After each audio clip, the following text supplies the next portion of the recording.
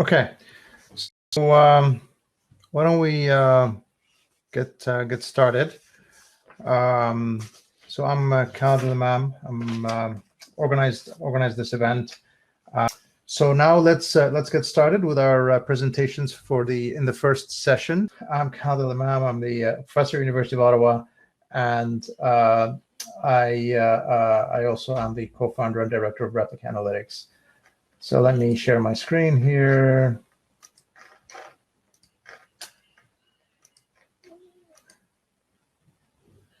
There we go.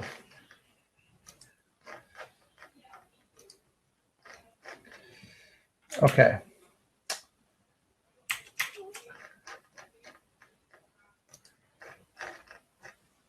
Okay, so what I will cover today over the next 20 minutes or so will be some thoughts on how to share COVID-19 data responsibly. The main driver for this has been the increasing demand for data by public health units, actually globally, to make some of their case and fatality data publicly available, but also there's increasing demand by researchers for more detailed data from hospitals and other data sources, which we'll be discussing throughout the day today.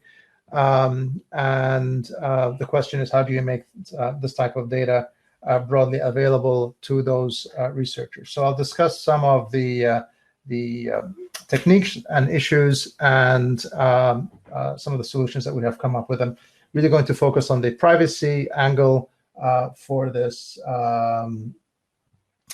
issue. This work is a collaboration between Replica, my research lab, and a team at McGill University that we're collaborating with as well, Zara Azizi and Louis Pilot at McGill University. So let's talk about enabling data sharing. There are really three general approaches that are used today. One is de-identification. So when you're making data publicly available, that's data that's de-identified publicly available, typically maximum risk is used, which is essentially a form of k-anonymity or k-anonymity. If you know statistical disclosure control, that's the k-anonymity model. It tends to be quite conservative and has a strong impact on data quality or data utility. In some efforts discussing with public health units around sharing their data, there is always concern about balancing the data utility as there's more demand for detailed data and protecting the patient privacy. The other approach is using secure enclaves. So our experience with secure enclaves is that they can enable access to a lot of very detailed data. Where we've experienced some challenges was in terms of computing capacity. A lot of the analysis that we do is computationally intensive, and getting heavy compute capacity on these secure enclaves has not been easy, or the economics have been challenging. And the basic idea is a data provider gives you a secure bubble, you access it remotely, and do all your work within the secure bubble, and they provide you all the computing capacity within that secure bubble where you work with the data. And like I said, the computing capacity issue has been one of the challenges that we've encountered recently working under this data sharing model. So the one that I will focus on today is data synthesis as the method for enabling access to COVID-19 data. So the basic idea behind data synthesis is that you take the real data set, and I'll show you some examples of this as well. So we'll work on the Canadian COVID-19 case data set. But the basic idea is you take the original data set and you fit a model, which is a machine learning or a deep learning model, on this data set, and then you generate data from that model. And this is the synthetic data that's generated. There is no one-to-one mapping between the synthetic data to the source data, because the synthetic data is generated from the model. And the quality of the synthetic data is a function of how good that model Did that is. show up? And we have seen the Alex is here. Great. Well, Alex, I'll finish my presentation and then you can start afterwards. So I'll make sure that we finished at past, so you have your full time. So with synthetic data, we've seen that before in the context of deep fakes, where you have folks generating synthetic images which look very realistic. So in practice, the quality of synthetic data has improved quite a bit over the last few years, and it's become a good way to make proxy data available more broadly. So I'll talk about how synthetic data or data synthesis can enable access to more data sets, COVID-19 data sets. And the example I will use is the Canadian COVID-19 case data. This is actually a data set that was collected by Esri Canada, and it's been made available on the Esri Canada COVID-19 dashboard website, which I'm sure Alex will mention. And so here are the particular variables that we're looking at. And really, I'm using this as an example of how data synthesis can enable access to COVID-19 data. We have a few more examples, but I think this is a good one because it's relatively simple and we can demonstrate some key things quite easily. So in this data, we have the date reported, which is the number of days or number of weeks since the 1st of January, the health region, age group, which is divided into different groups from 20 to 80 plus, gender, the type of exposure, so close contact, outbreak, travel, community transmission, or no epidemiological link, the case status, recovered, deceased, or active, and the province of the case. And we're really focusing only on the Ontario data because Ontario has the most complete reporting. A number of the other provinces have incomplete reporting, so the data sets cannot be, they're just more challenging to work with. Ontario is a more complete data. So really talking about the Ontario data, which is just over 30,000 cases. So when you're sharing synthetic data, so we took that data set and created a synthetic version of that. And one of the key questions that comes up with any method to make data available is what are the privacy concerns? What are the privacy risks of sharing this kind of data? So we have a privacy assurance model. We've applied it to this synthetic data. And it's really trying to do two things. One is to match a synthetic record to a real person. And then given that you're able to make that match, would an attacker or an adversary learn something new? So it's a two-part test, and then we can compute the probability from that. And we did it on the real original data and the synthetic data. So the original data, the risk is 0.034, which is quite low. That's the probability of matching a synthetic record to a real person and learning something new. So it's actually a relatively safe data set. But the level of granularity is limited in that data set, given that it's publicly shared. And then the synthetic version of that data set had essentially an order of magnitude lower privacy risk. And this is generally a pattern that we see quite often with COVID data and other types of data sets, in that the privacy risks tend to be around an order of magnitude lower. Sometimes, five times lower, more often closer to 10 times lower in terms of privacy risks or matching risks. This two-part test compared to the real data. So that's the risk. The synthetic version is 0.0056 in terms of risk of identifying individuals from the synthetic data. It's quite low. Typically, a threshold that's used is 0.09. So both of these are below that typically used threshold. So one of the key things that often comes up with sharing synthetic data, I hear this all the time, is what is the utility of that data set? So I have a synthetic COVID-19 data set, and can I draw the same conclusions from that data as for the original data? So I'll spend the next 10 minutes or so demonstrating the utility of the synthetic COVID-19 data set, the case data. As you can imagine, when we talk about data utility, there are multiple dimensions to data utility. We just published an article recently on the 7 different ways that have been typically used to evaluate the data utility or the utility of synthetic data. Synthetic data may have multiple users and multiple uses. So depending on which one you optimize on, you will optimize for optimize different utilities for different users.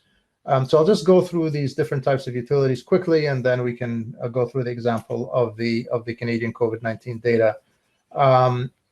So the 7 types of utility assessments are, first is just general utility assessments, where you compare univariate, bivariate, and multivariate statistics between the real and synthetic data sets.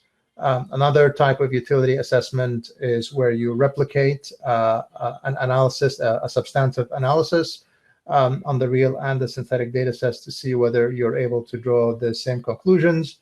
You can also do subjective assessments where you take some real and synthetic data sets, shuffle them, real and synthetic records, shuffle them, and then ask a clinician to distinguish between the real and synthetic data, or groups of clinicians, and then determine how accurate they are able to discriminate between real and synthetic data. And that's another way to tell how good the synthetic data is. If they're not able to tell the difference, then it's good synthetic data.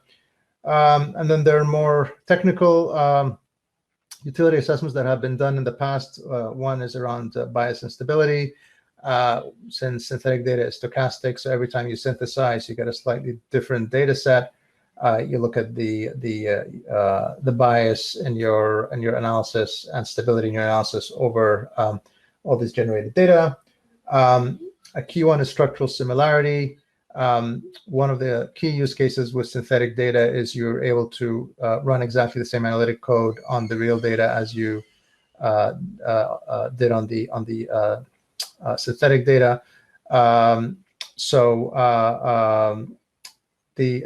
vice versa. So if you write some analytic code on the synthetic data, you can then validate it on the real data by just sending the code to the data if they're structurally similar, and use validation servers for that purpose. And then we have cases where folks compare parameters from synthetic data with public data. For example, they'd estimate, the age distribution or average age in the synthetic data set and compare it to census data, for example. And then comparisons of synthetic data to other privacy-enhancing technologies. For our purposes, though, the first 2 are the key ones, where we're going to look at general utility assessment methods and replication of studies on real and synthetic data. These are the most commonly used, and they're essentially the smoke test for data synthesis. And that if you're able to demonstrate these, then the data is deemed to be acceptable by the data users. So here's some comparisons between the real and synthetic data sets. So this is for the Canadian COVID-19. So these are the number of cases over time, over the weeks, and we fitted a curve to them between the real and synthetic. You actually can't tell which is real, which is synthetic, because they look very similar, and the curves are quite similar to each other. This is only for Toronto Public Health, just for the Toronto region, but you can replicate it for other public health units. So as you can see, that the case distribution over time is very similar between the real and the synthetic data sets. For all of Ontario, these are the age group distributions. Again, you can see that the univariate age groups are very similar between real and synthetic data. And fatalities, number of deceased. Again, the distributions are very similar between real and synthetic data over time, where they peaked around week 15 and then have been decreasing since. So as you can see here on some basic parameters for the COVID-19 case data for Ontario, the basic parameters, the basic distributions are very similar. We'll look at some more some more of the data set here. So this was actually generated. I did this yesterday. We ran this and generated these summary statistics. between the real and synthesized Ontario data. So we saw this before. The age groups I've included not reported here. And this is a largely automated process. The nice thing about some of these comparisons is that they're automated, and they're generated automatically as part of the synthesis process. So as you can see, the frequency distributions for real and synthetic age distributions are similar but not the same, which is good, because if they're the same, you'd have a privacy problem. So you'd want the distributions to be comparable, but not exactly the same. You can see here in terms of exposure, again, the distributions between real and synthetic are very similar between the real and synthetic data sets, but not the same. Case status, you have the three categories: active, deceased, recovered, and again, the distributions are very similar. This is all for Ontario, as I mentioned, between the real and the synthetic data sets, and then gender distributions as well, very similar, male, female, for this Ontario case data. The other thing you can do comparing them is bivariate comparison. So this is a heat map. Hopefully you can see this, because actually the shades are quite light, which means that the bivariate correlations, or the correlations between all the variables in this data set, are very similar to each other. The differences, the absolute differences are small. So the lighter colors indicate small differences and darker colors indicate larger differences. So again, in terms of simple structural relationships between the variables in this COVID-19 case database, the differences are very small. So the synthetic data maintains a lot of the structural characteristics of the original data set. The other thing you can do is start building more substantive models. So in this particular example, I'll walk you through this. I think this is quite interesting. So build a logistic regression. It's essentially a model to predict death. So the outcome here is death or not death.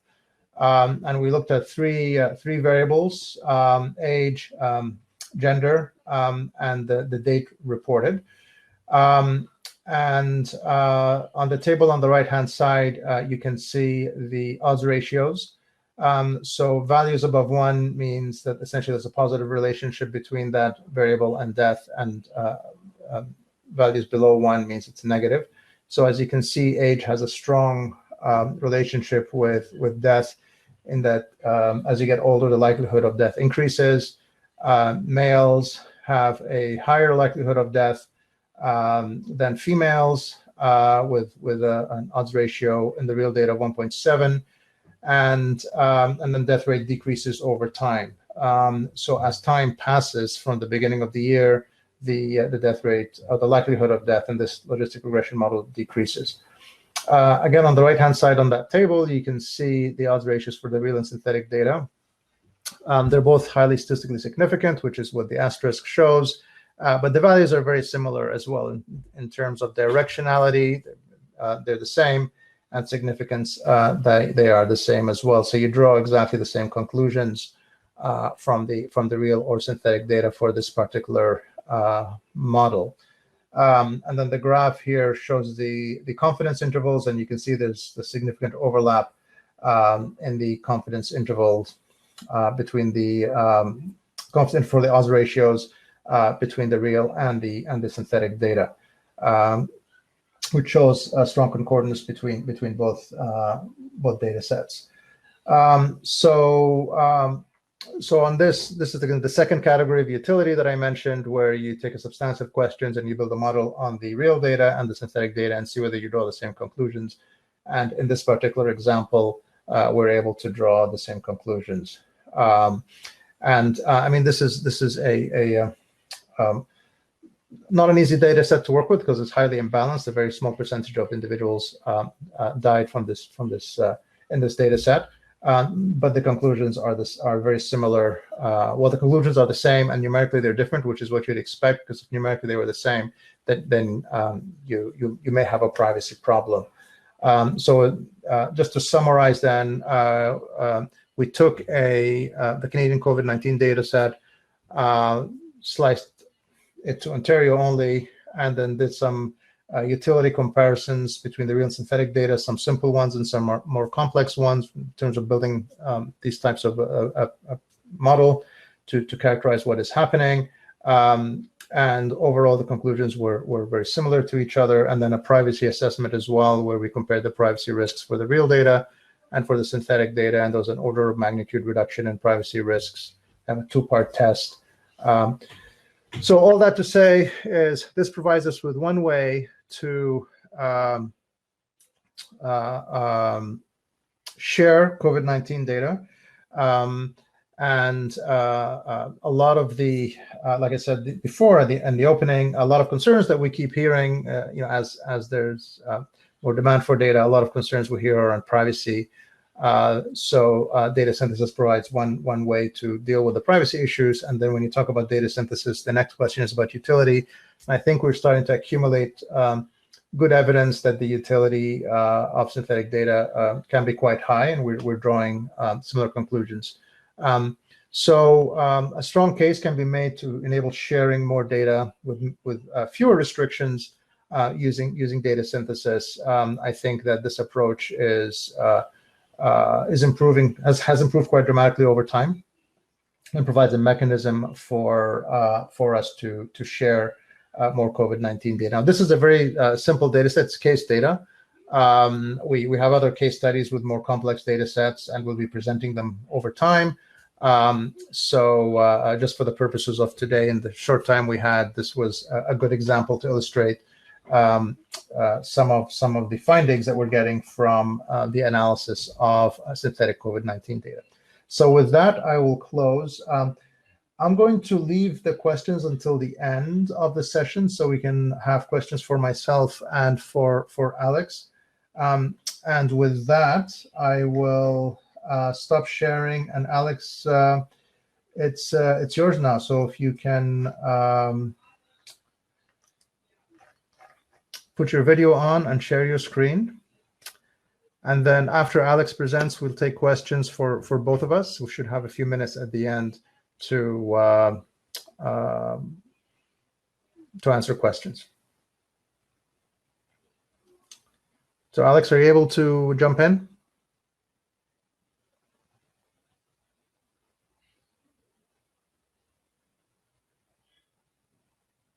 Okay. Alex should be coming on board. Well, as we're waiting on, let me take the first question then so we can make use of the time. So first question was, could you create a synthetic data set using a relatively small data set, or do you need a minimum number of observations for this to work? So there are two general ways to create synthetic data. You can use statistical machine learning methods or deep learning methods. Statistical machine learning methods can work for small data sets. So we have synthesized data sets with a few hundred observations as well, and the results have been quite good as well. So the general answer to your question is yes, you can synthesize small data sets, and it's just a matter of techniques that you use to deal with small data versus large data. I mean, the other thing you can do is of course take small data and then generate or synthesize a much larger data set from that. So you can take a few hundred records and generate a few thousand records from that, as well as a larger synthetic population, let's say, from the data. The next question is, could you talk more about the specific method you used to create the synthetic data set? It sounds like this is more advanced than just adding noise. Yes, the data synthesis methods are not just about adding noise, because you want to maintain the structure of the data, structural integrity of the data. So you want to maintain the distributions of each of the variables in the data set, and you also want to maintain the correlations or relationships among the variables in the data set across the whole data set. So you have to build a model that captures all of these things. And as I said, there are different techniques. There are statistical machine learning techniques and deep learning techniques that can be used for that purpose. they both work really well in practice. You just have to choose the right technique for the type of data. And then there are a different set of techniques for cross-sectional versus longitudinal data. When you have data sets with many transactions, you have to use different models for synthesizing that kind of data. So in practice, there's essentially a toolbox of techniques that you would apply for data synthesis, and you choose the best one for the type of data that you have. So size of the data is important. Cross-sectional versus longitudinal is important. And I think the other thing to keep in mind is, one of the key, I mean, let's take the COVID-19 data set we're looking at here. So when we generate this data, we don't anticipate in advance what kind of analysis will be done with the data. It's intended to be potentially usable for many types of analyses that were not anticipated. And as the data sets become larger and more complex, the possibilities for secondary analysis grow. So you want to create a synthetic data set that can be useful and provide true answers or relatively true answers as the for any of those types of analysis. So you don't anticipate the data uses in advance. So you really want to capture all the subtleties during the synthesis process. The next question is, what are some of the major limitations of using a synthetic data set? Again, I guess the answer depends. If it is for cross-sectional data, I think you get some pretty good results. The synthesis methods are computationally intensive, and therefore you need good computing capacity to do this. But that's really the main thing, and the process can be largely automated. So I'm not sure if you were in some of our earlier presentations, last couple actually. I mean, essentially, it comes down to you just drop your data set into a tool, and then it'll generate the synthetic variant of that data set shortly afterwards. So the amount of human intervention is minimally, it's quite low, and the process is largely automatable. For longitudinal data, it's a bit more complicated because there you have to think more about the structure of the data, and that requires a little bit more domain knowledge. And so that takes a little bit more time for setup. But once you have the setup, the process after that is automated. You're just training a model, and then it's generating data sets for you. So these are the technical issues. I think from a deployment perspective, the questions I hear often is around the data utility. So are you going to be able to draw the same conclusions from the synthetic data sets as you would from the real data? And we're seeing more evidence that the answer is generally yes. But if you're uncertain, there's the concept of a validation server, which allows you to validate your analysis results on the real data by sending your code to the real data and running it there to validate your synthetic data results. So that's always an option that can be used as well. So the next question, if there are identical records in two real data sets, will the two respective synthetic data sets also have identical records? No, not necessarily. Maybe by chance, but that's not the objective. The objective is to maintain the patterns in the data rather than correspondence between individual records. So the idea is to maintain the relationships among the variables in the data set rather than to ensure that there is correspondence between individual records, as in your example. If it happens, it may happen by chance. So there shouldn't really be there shouldn't be a one-to-one mapping between the synthetic records and real individuals, or if there is, the probabilities of that should be quite low. Now we have a whole privacy assurance model around that, which again we'll be talking about later on in other presentations.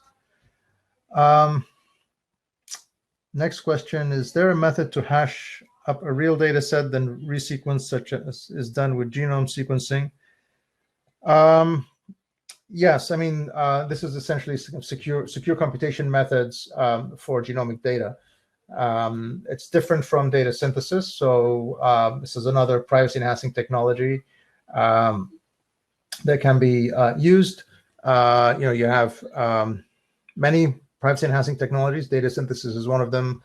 Secure computation and secure multi-party computation techniques is another category, which has advantages and disadvantages. But the example that you're talking about, hashing values in a data set, and then essentially doing analytics on these hashed values is can allow you to do computations on sequence data and genomic data, et cetera, or other types of data. Could be clinical data as well. But it's a completely different approach, and like I said, it has pros and cons to it.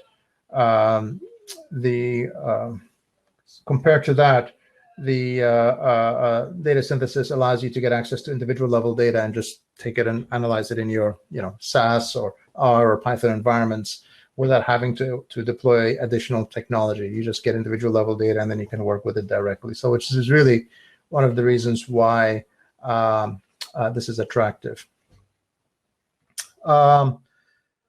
Next question is, how do you determine parameters to generate a synthetic data set? For example, borrowing information from some known sources. So basically, you learn the parameters from the real data, because you take as input the real data, and then you learn from the real data what the data structure is. And again, things like neural networks can be very good at extracting structure from real data sets and modeling that structure. So that when you generate data sets from data from these models, you retain the patterns that were there in the original data. So you don't explicitly determine the parameters. Some efforts to create synthetic data looked at practice guidelines, looked at theoretical relationships, and then included that knowledge as well in the data synthesis process. That's a very labor-intensive process and requires domain expertise. The way we're approaching it, and others in this space are approaching it, is you want to minimize the manual interventions. So you want to be able to just drop the data in, have a model built to learn the patterns in that data, and then use that model to generate the synthetic data. So really the objective is a high level of automation rather than to have domain experts handcrafting rules and relationships that are known, theoretical relationships, etc., and then embed them within your synthetic data. It's just not scalable. And again, bringing it back to COVID-19, the demand for data is so high that we want a solution that is scalable. And I think some of the other presentations will talk a little bit about that as well. Is the things that people or analysts can do with data are really innovative, interesting, can be very informative and helpful for understanding this virus and for us to deal with it. And therefore, we want to make as much data available as possible to enable that. So we want a solution that is scalable and that can ingest data as it's being generated. So real data, and ideally real-time data, and make it readily available for secondary analysis quickly. Okay, well, while we're waiting, let me tell you,